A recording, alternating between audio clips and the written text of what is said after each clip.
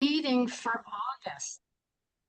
Yeah, hopefully if you know of anyone else who has signed up for this and they may be struggling to find the link, please let them know that we had sent a new one and should be at the top of their inbox. So tonight we're going to talk about the federal big, I can't even say the word beautiful, budget bill, and how it affects Colorado's budget, especially in light of Tabor. So we have Chris Stifler here from the Colorado Fiscal Institute, who's gonna make sure we understand everything that's happening. And I'll give a little bio and then we'll turn it over to Chris. Christopher Stifler is an economics professor, author, and senior economist at the Colorado Fiscal Institute. But he's also worked as a high school Latin teacher, trained as a professional wrestler, which I need to ask questions about that one, runs with donkeys, and climbed all of Colorado's 14ers in, I don't know how long that took, but maybe he can tell us about that as well. He's published works, a couple of children's books. One is entitled An Igloo Half Made, and the other one is called A Burrow Named Bedford, and an economics book entitled Economics in Other Words, What Your Boring Economics Professor Tried to Teach You, and a wellness trail memoir called Trail Headspace, Finding My Best Self on the Colorado Trail. So welcome, Chris, and go ahead and take it away. Well, thanks for the invite. Let's see, Sure. can thumbs up if you can see my slides. Yep. Okay, sweet. So normally August is a really easy month for me because I normally take some vacation and do some hiking and do some writing. But now it's been a crazy busy August because we've had the passage of the big beautiful bill. We've been calling it HR 1. Mm. HR 1 got passed in July, and that blew about $1 billion revenue hole out of Colorado's budget. And then we just recently finished a special session at the Capitol to deal with some of those revenue shortfalls and those cuts that are coming from the federal budget from this big, beautiful bill, HR 1. And then the governor is responsible for making some of the spending cuts that are required because of this budget shortfall. And he actually spoke to the Joint Budget Committee today at 2 o'clock. So I'm still kind of condensing what he said about how to make cuts to bridge some of the shortfall. So there's a ton going on. I want to kind of simplify everything, show you why we're in a budget shortfall, why when the federal government changes a bunch of stuff to taxes, why that makes Colorado's taxes change, what's going on with our Tabor rebates, what's going on with our spending on our schools, and then also with an eye toward what's on the ballot of our November ballot, if we are going to be voting on some statewide issues. Okay, so before we go there, we're doing a lot. Let's rewind back to November 1st last year. That's when the governor comes out and says, here's what I recommend for next year's budget. And we learned November 1st that we were looking at about a $650 million budget shortfall back in November. That is the growth in students, the growth in Medicaid, the growth in college students, the growth in inflation, the growth in just regular spending on our roads and capital. We couldn't even keep up in real terms. So we were $650 million hole in November 1st. And then 2 weeks later, we had an election. If you remember that election, it was long. We had 14 different ballot issues on the November ballot. We voted for anywhere from tax increases to there was just all sorts of stuff. But the one that impacted the state budget was Prop 130. If you remember and was a voter last year, that was the one that said, hey, state legislators, you need to find a $350 million in the state budget and transfer it to local law enforcement, police, local sheriffs. That narrowly passed. So basically, we had a $650 million shortfall. Voters said you got to find $350 million also to pay for local law enforcement. And so basically, our legislators met at the Capitol when the legislative session started in January, dealing with $1 billion shortfall. Okay, so they did all sorts of stuff to bridge crazy stuff. I call it the bubble gum and duct tape budget. We did a lot of one-time things to bridge that $1 billion shortfall. We didn't increase the amount that we pay our providers in Medicaid as high as we should. We clawed back some transportation funding. We did some creative changes to our school finance to cut schools a little bit. There was just a lot of stuff that was cut to bridge that $1 billion shortfall, and they did it. And so then they balanced the books, they balanced our budget, and then July 2nd, Trump signs H.R. 1, and overnight, the provisions in H.R. 1 caused our budget here in Colorado to lose $1.2 billion. And so you got to scratch your head. Why would changes to the federal taxes impact how much revenue that we collect in Colorado? That's what I want to explain first. So if you remember how you do your taxes, in the tax world, we make a big distinction between AGI and taxable income. AGI is adjusted gross income. It's basically you sum up all the dollars that you make in a given year. So I sum up the money I get from Colorado Fiscal Institute. I sum up the money I get paid for teaching at DU. I add my gambling winnings. I add the money I get from selling my books. And that's all my AGI. And then when I do my TurboTax every year, this is the fun part, because there's exemptions and deductions that whittle down your AGI into smaller taxable income. And so someone who on average maybe makes 100,000, after they do their deductions and exemptions, they might whittle down into only about 60 or 70,000 in taxable income. And that's where you apply the tax rates. Okay? We are unique in Colorado. We're one of 2 states that automatically start with federal taxable income as our starting point when we do our taxes. And we also have a thing called rolling conformity. So we automatically adopt the changes to the federal tax base onto our tax form. We're only one of 2 states. North Dakota does this as well. So we're one of 2 states that do rolling conformity and federal taxable income. What this means, though, is the big beautiful budget or big beautiful bill, H.R. 1, they increased a bunch of deductions. So they gave a bunch more business deductions, corporate income deductions, deductions, you could deduct your overtime. You could deduct taxes on tips. You could deduct auto loans for American-made cars. That basically increased those deductions in the middle. And so now we have a lower taxable base. That's why instantly overnight, we're in a $1.2 billion revenue hole because of the passage of H.R. 1. We're very unique in that because we have rolling conformity and federal taxable income as our starting point. So basically, the feds change stuff that impacts our base, and now we're dealing with the fallout of a $1 billion hole. That's the reason why legislators had to come back and have this special session last week, is to try to close some tax loopholes to try to get some extra revenue because of the revenue hole blown up, open by H.R. 1. Okay, that sets the stage. I want to go just give you some more background to understand what's going on in our budget. But just rewind a second. Here's our budget last year. It's about $444 billion. We have 3 big chunks of pots of money in our budget. We get about $12.5 billion from federal dollars. And a lot of those dollars are kind of up for grabs lately with the change of the administration and the cuts to things like SNAP and Medicaid. We'll address that later. Cash funds in our budget. If you ever hear cash funds in the state budget, immediately think fees. There's fees like the great example is car registration fees or driver's license fees.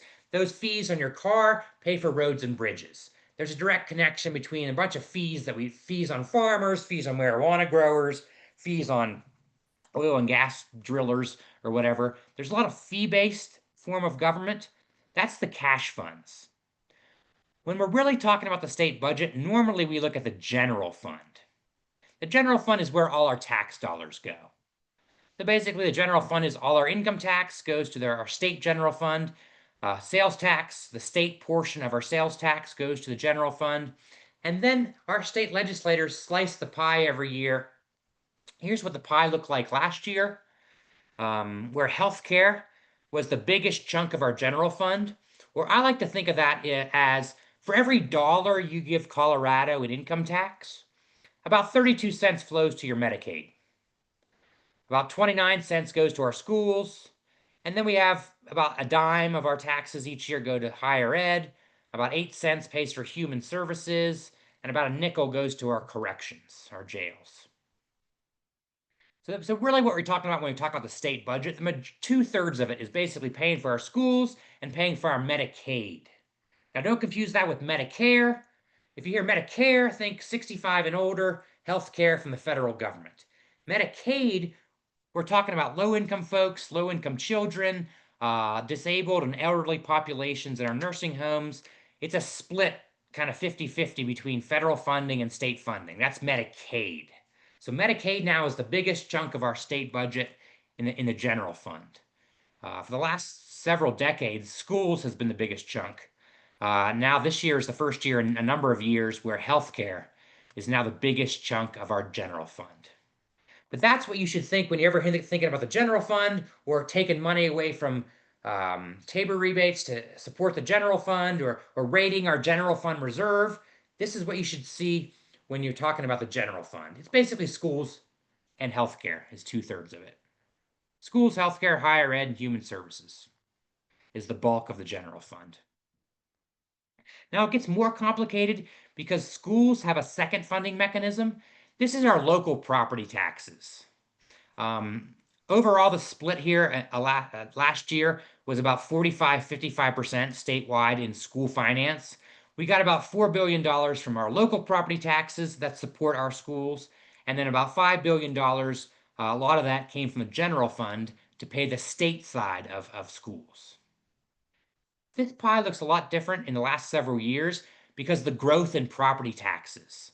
We've really seen the value of our market value of our homes go up since 2018.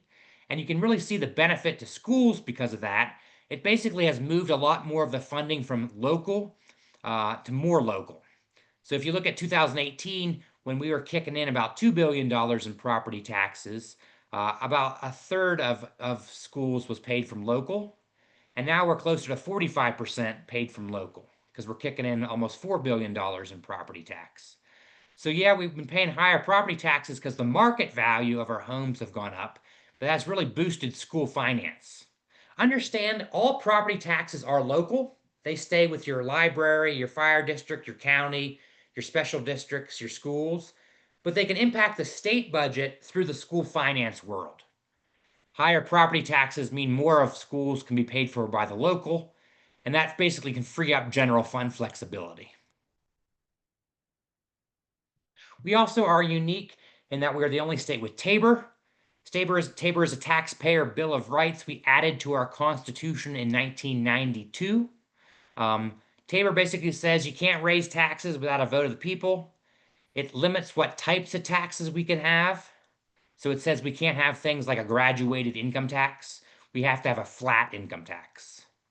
Tabor sets election provisions, basically what we vote on, how we vote on, what the ballot language has to look like when we vote on taxes, and what we can vote on in even versus odd years. So for instance, we had 14 things we voted on last year in an even year.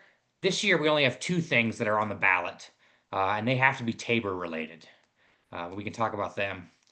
But finally, Tabor caps how big government can grow each year. And so Tabor says there's this cap. The cap grows by inflation plus population growth. So if prices go up 2% and population goes up 2%, the cap can grow by 4%. And then all that we collect in taxes and fees as a state has to stay below that cap. If we collect more in taxes and fees than the cap allows, the part of the bar here I'm showing with my chart, that's the taxes and fees subject to that cap. If the bar is higher than the cap, that referendum C cap, then the part of the bar has to be returned to us in the form of Tabor rebates.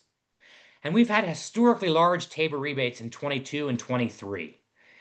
If you remember, if you were a tax filer in 2022, we actually were mailed checks, $750 checks, because that was the Tabor surplus that had to come back to us. In 2023, we got $800 back as a tax filer. But now, because of that big drop in revenue because of H.R. 1 passing, we're now going to be below our Tabor cap this year. So no Tabor rebates for folks this year. And that has to do with the fact that we lost $1.2 billion of that bar overnight because the passage of the HR1 and those expansions of a lot of those deductions. These are historically large table rebates in the last several years, just to give you an idea. We gave back 3.7 billion in 2022, 3.7 billion in 2023. Those are like 4 times as large as what we've ever given back in the history of Tabor. But understand how that changes the scenario at the Capitol. When we're in a Tabor rebate situation, it doesn't really do the general fund any good for, say, legislators to take back tax credits or repeal tax deductions, because if you close tax loopholes in a Tabor rebate situation, it doesn't give more money to the general fund. It just pushes that bar further higher and means Tabor rebates are higher.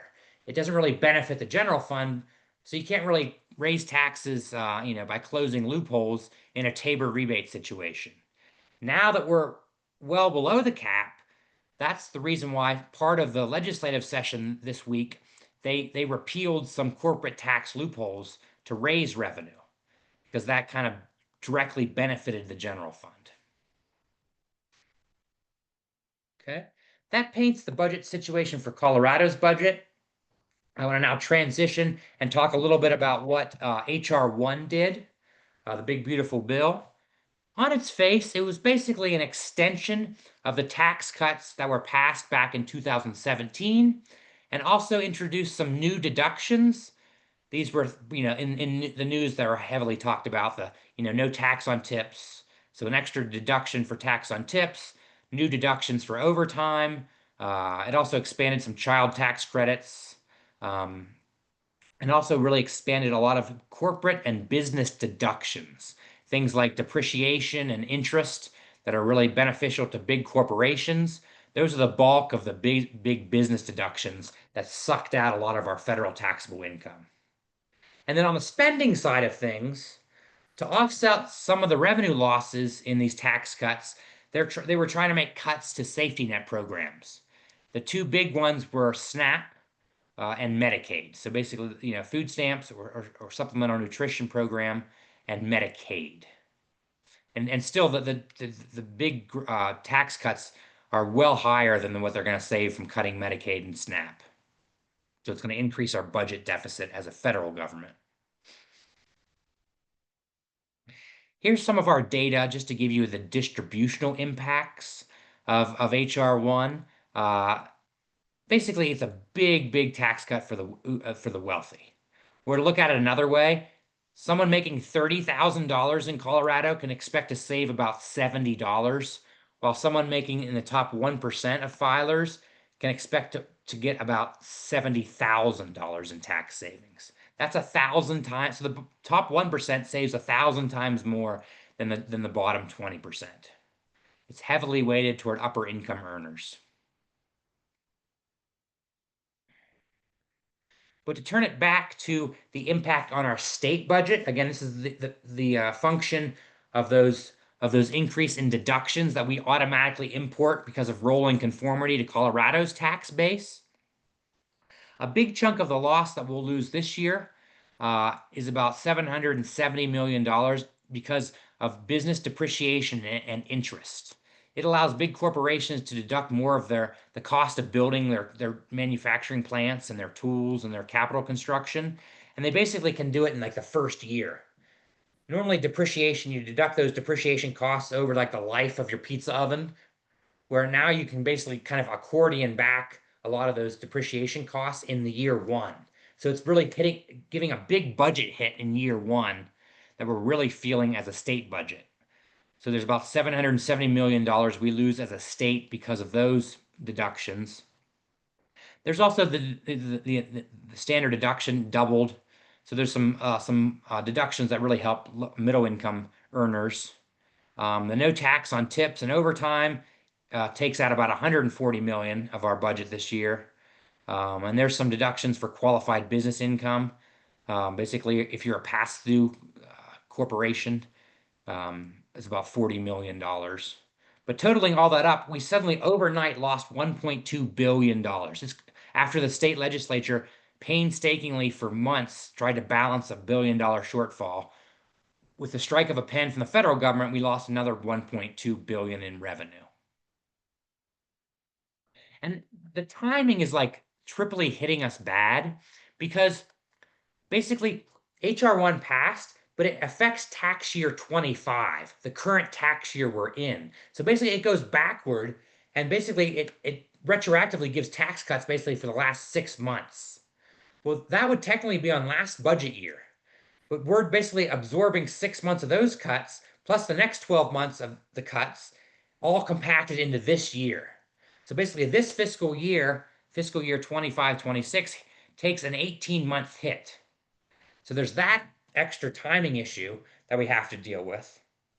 And the issue for us trying to add back those deductions into our base, we can't do it until tax year 26. So basically, the best we can do is add those deductions back in tax year 26. So we're still, even though what they did at the Capitol this last week, they will not impact tax year 25. So we're still dealing with that revenue hole no matter what, because of the change of HR1. And that is only on the dollar sign, what we raise in taxes. This is not even addressing the down the road cuts that we're going to absorb because of cuts to federal funding for our Medicaid budget and our SNAP budget. So if you transition back to that federal chunk I showed you earlier, about $12.5 billion in federal dollars, it's 3/4 of it is Medicaid. We get out not about $9 billion for our Medicaid budget. It's a lot of Medicaid dollars. And so that's what they're trying, that'll, the Medicaid side of things that are coming down the pike, they'll kind of start in like 26 and 27. That's the further bad news for the state budget is the loss in federal dollars for those two big programs. And just to give you a little bit more background about Medicaid, remember, Medicaid is a lot of it, traditional Medicaid is elderly, disabled populations, low-income children, pregnant individuals, low-income parents. When Obamacare passed, or also known as the ACA, Affordable Care Act, back in 2014, we were one of the states that expanded Medicaid. And basically, expansion Medicaid said, hey, we're going to increase the threshold where you qualify for Medicaid for parents. And we're also going to extend Medicaid to low-income adults who don't have kids. That's known as the expansion population. It's really the expansion population that are really being targeted in these extra work requirements, these extra changes to the Medicaid world. And so the Cliff Notes version of those changes to Medicaid, basically, there's no work requirements now for Medicaid. There are currently work requirements for people who qualify for food stamps, but Medicaid, you don't need to work to qualify. If you're low income, you can qualify for health insurance through Medicaid. The HR1, the federal budget bill, now requires work requirements or community engagement. You need to be either in school or a disabled exempt person, or basically volunteering or working 80 hours a month if you're an able-bodied, basically that expansion population, that 19 to 64-year-old expansion population. If you don't have a kid and you're able-bodied, you basically half-time or volunteer in order to qualify for your Medicaid. There's also, it will increase the frequency on when you qualify for Medicaid from 1 year to twice every year. So basically every 6 months instead of every 12 months. So that comes with an administrative burden. People are going to have to be verifying work hours, volunteer hours, and also checking people's eligibility twice a year instead of once a year. So that's that. I think our Department of HealthCare says that's going to be a $40 million just administrative burden because they'll have to do all that extra paperwork. That's the big Cliff Notes version of what the big beautiful bill does for the Medicaid world. It also does a lot of small things like tries to attack funding for healthcare for undocumented populations, cuts Planned Parenthood funding. On the SNAP side of things, there's already work requirements. It's pretty strict about work requirements for your SNAP budget, but there's a bunch of exemptions. If you have basically a kid at home, you didn't have to meet the work requirements. If you were 54 and older, you didn't have to make the work requirements. Uh, the big beautiful bill changes those eligibility thresholds to now if you have a 14-year-old or 15-year-old, basically if you have a teenager, you got to now be working to qualify for food stamps. If you're 54 to 64, you now have to do the work requirements to qualify for SNAP.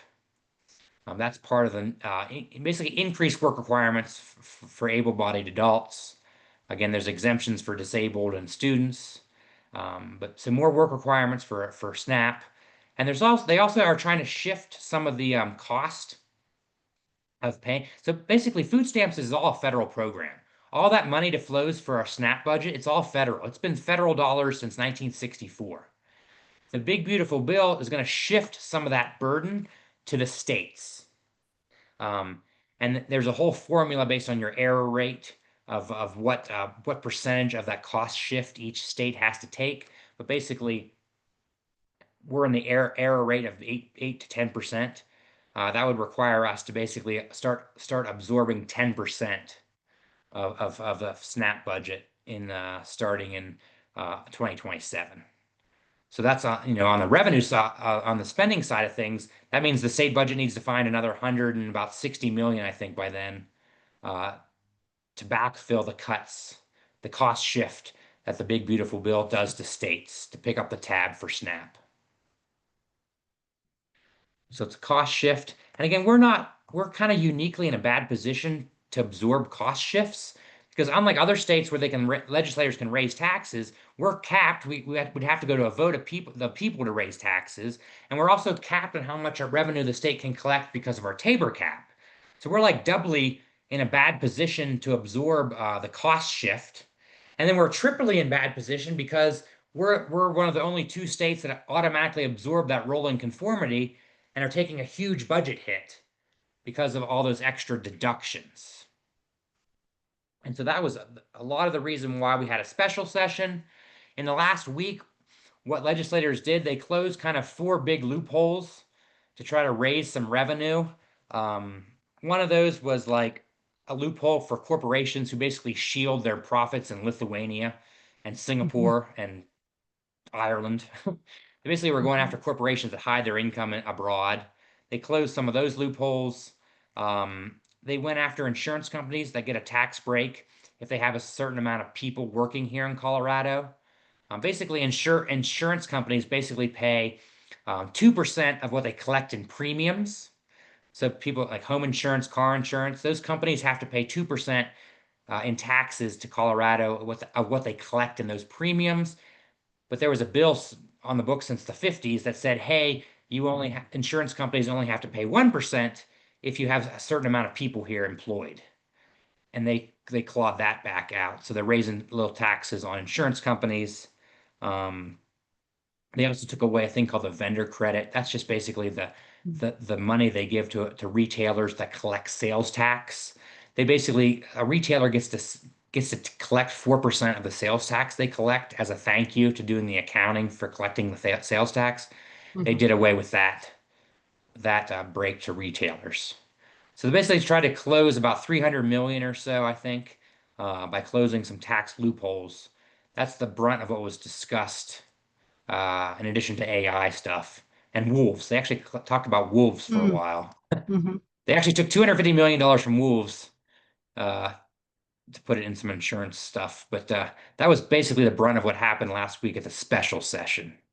Now, Mhm. the governor is responsible for bridging some of that extra shortfall by cutting spending. And that's what he announced today. He basically said we're going to not cut schools and not cut public safety, but we're going to cut a lot of Medicaid. So this Mhm. is gonna hurt particularly rural providers, Mhm. rural hospitals, and rural doctors who accept Medicaid patients. They basically won't get as much um, an increase for what they would get for accepting a Medicaid patient. Mhm. And we're also Hey, tapping into our general fund reserve. can I ask a quick question, Chris? Yeah. So when you say that the governor is responsible for finding more savings, um, is there a certain percentage that our legislature is responsible for and the rest the governor, or is it only because the special session could only come up with X amount of millions to fund that they could find, and then the governor has to find the rest, or I think it's part of a bill several years ago where like okay. basically if revenue falls or there's like a trigger. I also think it's Mhm. political too, right? The governor's on his last year, so he can take Mm. the, I mean, it's not They as could take hard the to heat. be the one Yeah. cutting. I would Mm-hmm. think that's part of the political side of the calculation. Mm-hmm. Uh, and there's also a timing issue because they need to make cuts like starting in September because they basically have to absorb all those cuts for the past 6 months. Mm-hmm. And people have already figured out their budget for the year. They've already hired their teachers or hired their government employees. If they wait till the legislative session starts in January to make Yeah. those cuts, it's another 6 months worth of paying that employee that you basically don't have funding for. Mm-hmm. And so that's why the timing is a real issue to kind of trim some of the budget, trim some personnel Mm-hmm. starting in September. Um, to deal with that. Okay. And I think they're Thank you. tapping, the governor recommended tapping into the general fund to about 2%. Mm-hmm. That's what's going on this week. I will also just quickly address, before I open up for questions, what's on the ballot. Two things on the ballot this year. I'm sure we'll give a bunch of presentations in October, but just a hint, there's basically two things that help fund our free lunches for students.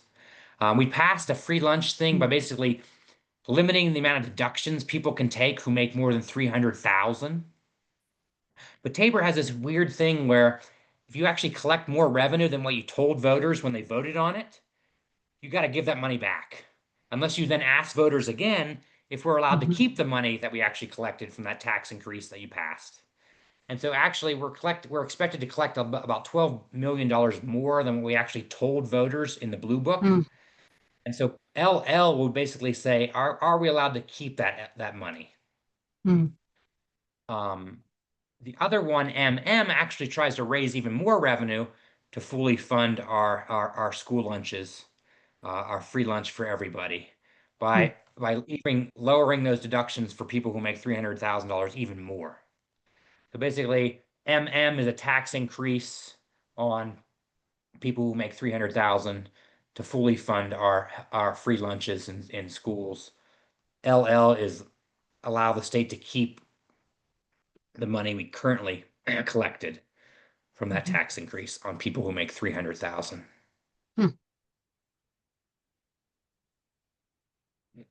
So with that, Okay. yeah, I will open it to questions. Great. I have one, and then there's, a few in the chat. And please, everyone, put your questions in the chat, and then we'll go through them. Can you explain a little more to me, um, this rolling conformity tax structure, and was it a legislative decision to create our tax structure to reflect the federal form, or why and for how long has that been going on? Been a long time. The idea is it's a lot simpler. It's just Mm, simpler for tax filers to just start with their line from the federal to start with the starting point of the state. What hmm what we can do as a legislature could do is basically they can add back the deductions that were automatically chiseled away from the federal government. That's what we kind of did in 2017. Um, Back in 2017, one of the big deductions was 20% of your profit. If you're basically a business owner, you didn't pay taxes on 20% of your profit. We mm, said we're going to add that back for high income filers. So basically, some add backs to our base. They hmm can do that without a vote of the people. That's kind of what they can do. okay. Um, Unfortunately, there's a timing issue because it takes for the Department of Revenue to update their forms and have the administrative costs. They said they couldn't do it until like tax year 27.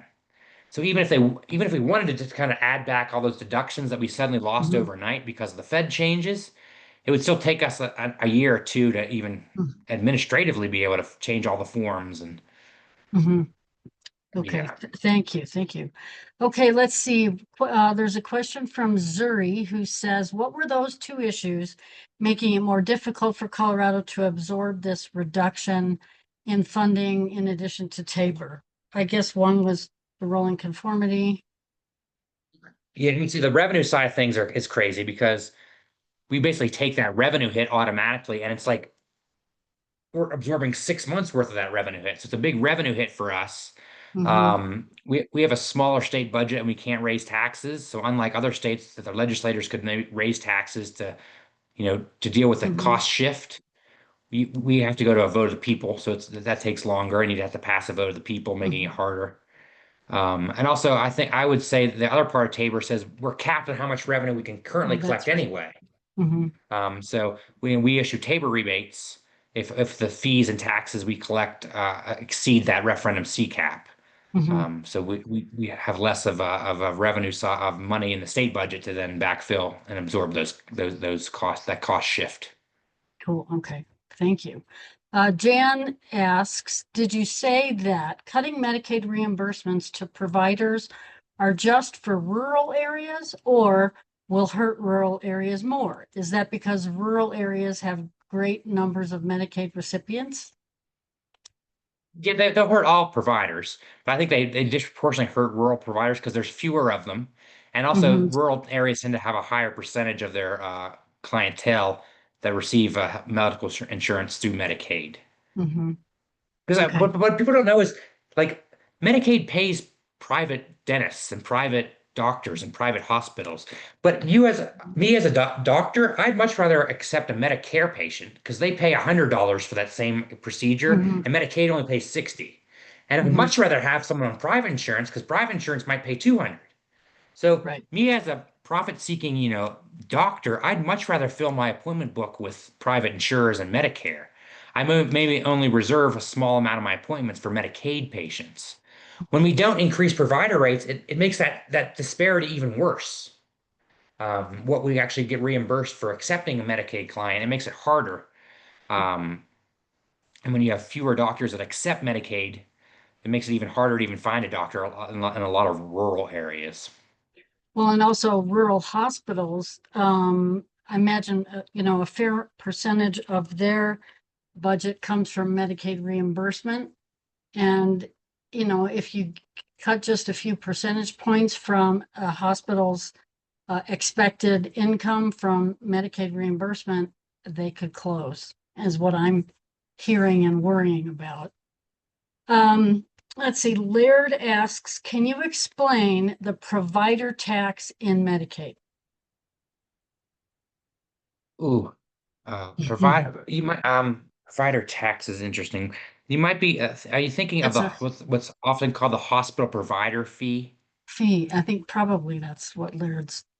Laird, if you want to unmute yourself and go ahead and clarify your question. Sure. So I had never heard of it before, but I read about it in a editorial in the New England Journal of Medicine just um, in this past week, in the current edition of New England Journal. Mhm. And Yeah, is it it's, the I fee? mean, Did they call it a fee, Laird?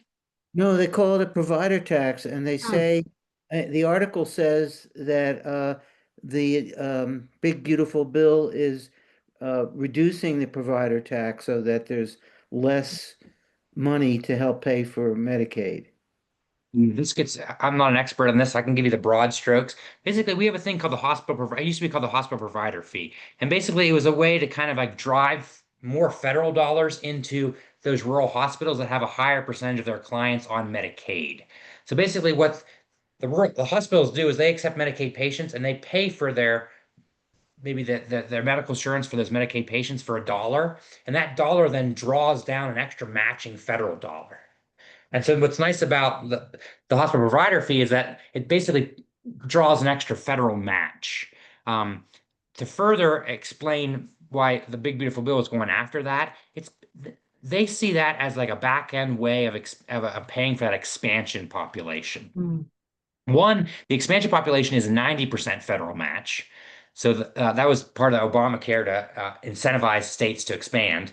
So they get a 90% match anyway. And then the other 10%, we don't pay from our general fund. We pay for it from that hospital provider fee that we're talking Hmm. about.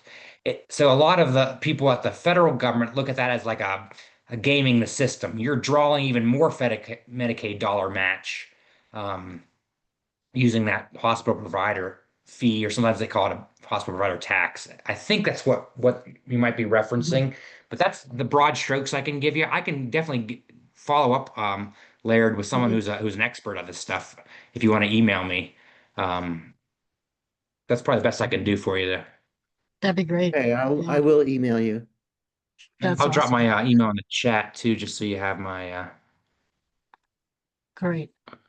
And then, Let's Chris, see. do you know, so federal Medicaid dollars are being reduced. Do you know whether that means everything that Medicaid currently pays for will be cut by 10% as far as reimbursement goes? Or will certain services be cut altogether? Do we know how it's going to actually play out? I think that's going to be a big discussion at the Capitol in January. Hmm. Hmm. Um, yeah, whether they could. I mean, there's a lot of ways they could trim. They could say, we're not going to do dental benefits to Hmm. pregnant like there's crazy like there's a lot of you Hmm. cut benefits. You could also lower the eligibility. I bet that's probably Hmm. just part of the Hmm. conversation. But that's But up that's something to that's going to. Colorado to make that. Okay. I think there's a Int- lot fair amount of flexibility with. Interesting. Okay, great. Let's see. Jan asks if we could ever amend Tabor to help fund programs we are now losing from lack of revenue. How would you recommend amending it? Oh, well, there are kind of two camps in the world that want to get more money for schools and more money for, Mhm. roads and new programs for the state to do. There's one camp that says repeal Tabor and let legislators kind of adapt to changing economic conditions and raise and lower taxes. There's another camp that just says that's just a silly fight. No one's going to ever repeal Tabor. Why not just ask for a tax increase? Mhm. That camp, I think the polling's better on that because, you can basically say we're not attacking Tabor, we're not attacking your Tabor rebates. We're just gonna ask voters if they want to raise taxes, and that's what you'll probably see on the ballot in 26 is Mhm. probably a significant graduated income tax. If I had to bet, some people, Mhm. I mean, even some people even filed, I think, are going to file to get on the ballot in next November. But I bet you'll see a graduated income tax in front of voters that probably says, "Hey, we're going to raise taxes on people who make more than $500,000 Mhm. or something Mhm. like that." Um, there's that camp that just says, "Let's just do a big revenue raising thing on the ballot," Mhm. because the ability to repeal Tabor is too hard a fight to pass Mhm. it at the ballot. That makes Um, sense. I've given a number of recommendations that I think it's silly to peg how big government can grow to inflation because inflation measures the cost of toothpaste and toasters and t-shirts, whereas what government buys is actually basically medical care and teachers. And the cost of Mhm. teachers and medical care is all grows faster than the regular inflation number. So I think there's a better way to cap government to grow by a better inflation measure than just Mhm. cost of toothpaste. If you wanted to do a different cap, like Utah pegs their gas tax to a measure of inflation that looks at basically what it costs to build roads, which is Mhm. a different inflation measure than Mhm. the overall inflation, the broad-based inflation measure we use in Colorado. Mhm. That makes sense. Thank you. Let's see. Jean says it doesn't appear that the special session did enough to address the shortfall. What do you think they missed? Um, I mean, they could have referred a graduated income tax to us on the ballot Hmm. for 25. But politically, that would be a non-starter, but they could have done that. I Hmm. think that would be my ideal way. Um, they could have also tried to add back a lot more of those deductions that we automatically lost. Those Hmm. big handouts to depreciation and interest that they give to corporations. They could have said, "Hey, we're automatically going to add them back next year." The Department of Revenue didn't like it because they didn't have the time to change tax forms, and they gave a big administrative kind of, "Whoa, we don't have the time." Hmm. Um, they could have done that. So that they could what they could, but then again, that's a political world. Hmm. Politics, re-elections, an election next year. what was going on. All that is part of the what goes on at the Gold Dome. Mm-hmm. Correct. Yep. Um, then Erica says, is it too late to add any additional ballot items for November of 25? It is. Yeah. Oh yes, yeah. There's two Yeah. ways to get on the ballot, right? The legislature can refer something to us, or we can do the Mhm. annoy everyone when they come out of the grocery store and get their signatures. We But we all know about those. that Yeah. yeah, the timing on that has to be like a year in it, like a year ago to really Hmm. qualify through the citizens initiative process because you have to go through the Secretary of State, make sure your legal language all confers to the legal law and all that stuff. So yeah, too late. Hmm. We're only going to see those two things on the bottom of the ballot. Okay. And then Erica also asks, are you saying changes to Medicaid recipients will not take place in 2025 and will start in January of 26? I think a lot of it doesn't start till 27, maybe. Okay. I got to check on that. It's either October 26 or 27. So at least there's like a year and a half or so for Okay. legislature to get their ducks in a row to figure out Hmm. how they're going to absorb those cuts and to deal with the work requirements. Hmm. Great. I don't see any more questions in the chat, but if anyone has any comments or questions, go ahead and unmute yourself and ask away. Um, Share I my don't know. slides. Saw Yeah, that. yeah, definitely. Of course, we'll send that and we'll get the recording going to everyone. I can't see everyone, so if you do have a comment or question, just shout it out since we have just a few minutes left. And Chris, since this is technically called a task force, I like to talk at the end about whether there's what can we do as citizens of Colorado? Is there any kind of task that we can do to, oh gosh, soften this blow, I guess? That was really all gloom. Um, that was all Yeah. gloom. I'll leave with this. Like the big progressive tax changes, huge changes to public policy, all came during a crisis. I mean, go Mm-hmm. back to the Depression when we passed Social Security after the Depression. Go back to even COVID in 2020 when we made a huge change to paid family leave. That's now part of our public policy where you can take, 12 weeks of paid time off to, when you have a Mm-hmm. newborn or take care of a sick parent. That was part of COVID crisis. And so I think we Mm-hmm. could use this, revenue crisis, this big guts to our public policy and our state budget to pass a big change that could be a big difference on the ballot in 26. Mm-hmm. And so that would be my own like kind of raw. If you want to get involved, if you want to raise revenue, you're someone who wants to get more money for schools or protect our Mm-hmm. Medicaid and protect our food stamp budget, and thinks the state budget can be doing more. Um, I Mm-hmm. would say try to volunteer, try to help out, or try to work toward a 2026 ballot issue. Mm-hmm. Great. Jan, go ahead. I see you. Okay, Chris, thank you so much for all this information and yeah, a bunch of doom and gloom. As somebody who lives in a rural area, I am so nervous about the people who live here on private insurance. We're supposed to see a 38% increase Mm-hmm. in premiums, and those who are on subsidies over 141%.